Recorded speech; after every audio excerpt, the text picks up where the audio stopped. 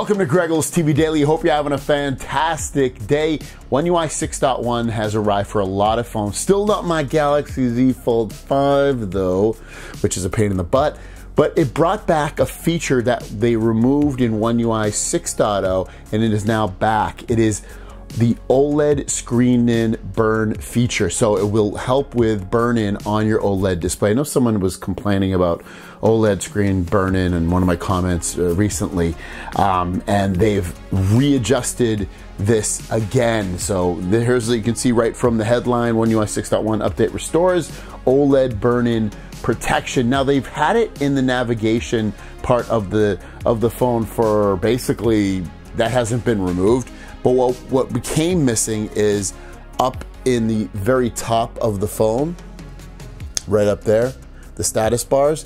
Now it does adjust. It does move ever so little, so that screen burn-in does not occur or is least likely to happen. So One UI 6.1 again had all the cool Galaxy AI features and things like that, but it also, in better animations, but it also brought with it back the full screen burn-in protection feature. Next up, Galaxy Z Fold 6 Ultra. Which processor should we see inside of it? Well, the Galaxy seems to think or know that it's going to be the Snapdragon 8 Gen 3 for Samsung, which would be the same processor that the S24 Ultra has. And I don't think that's really a much of a surprise, but what I wanted to give some food for thought is, should Samsung wait a little bit to release these Galaxy folding phones?